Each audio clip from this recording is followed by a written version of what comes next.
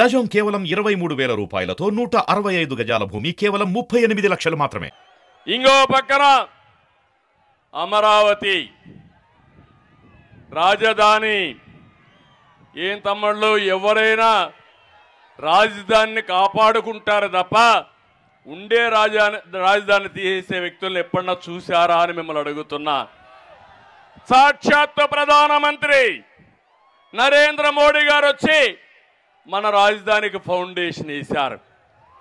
ఎన్నికల ముందు ఇదే ముఖ్యమంత్రి చెప్పాడు, ప్రతిపక్ష నాయకుడిగా రాజధాని మారదు, నేను ఇల్లు కట్టుకున్నాను ఇక్కడే ఉంటుందన్నాడు.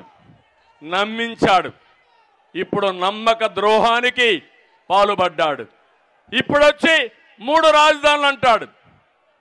అక్కడ అనుకూలం కాదంటాడు, ఎక్కువ ఖర్చు అవుతుందంటాడు, నీటికి ముంపుకు గురైపోతుందని మాయమాటలు చెప్పే పరిస్థితికి వచ్చాడు.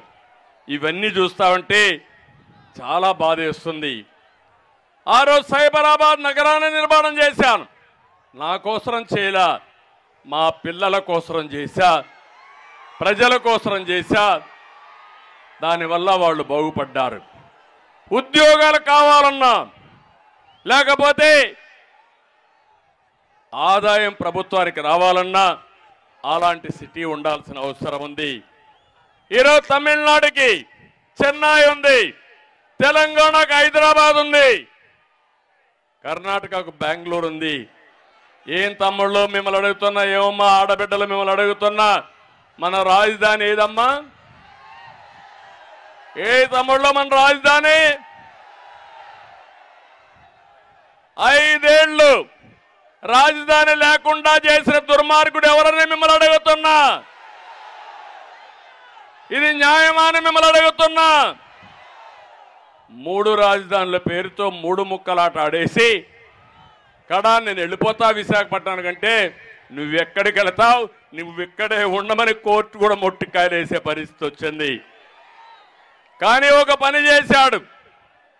అక్కడ చూస్తే 500 కోట్ల రూపాయలు ఖర్చు పెట్టి ఆ కొండనే మొత్తం బోడిగుండు కొట్టించేసి 500 కోట్ల రూపాయలతో ప్యాలెస్ కట్టాడు. ప్రజాధనాన్ని ఏ విధంగా దుర్వినియోగం చేశాడో ఇది ఒక ఉదాహరణ మాత్రం. నేను అందుకే ఒకే మాట చెప్తున్నా, అయిపోయింది ఈయన పని. మళ్ళీ రాజధాని అమరావతిగానే ఉంటుంది. ఈ తిరువూరు మహాసభలో చెప్తున్నా, మన రాజధాని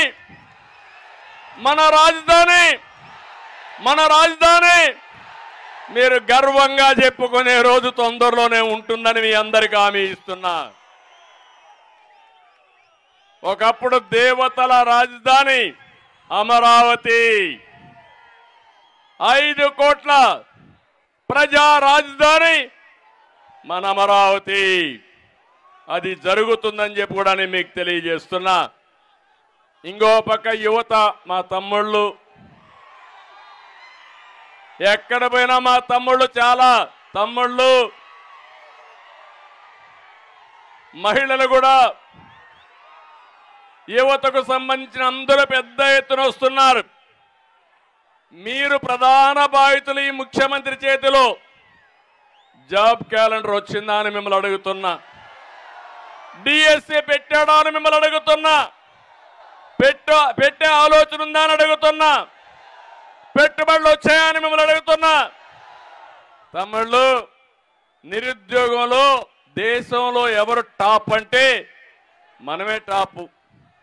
మొన్నే అనౌన్స్ చేశారు, 24% 15 సంవత్సరాల పైబడిన వాళ్ళు నిరుద్యోగులుగా ఉండే ఏకైక రాష్ట్రం మందే.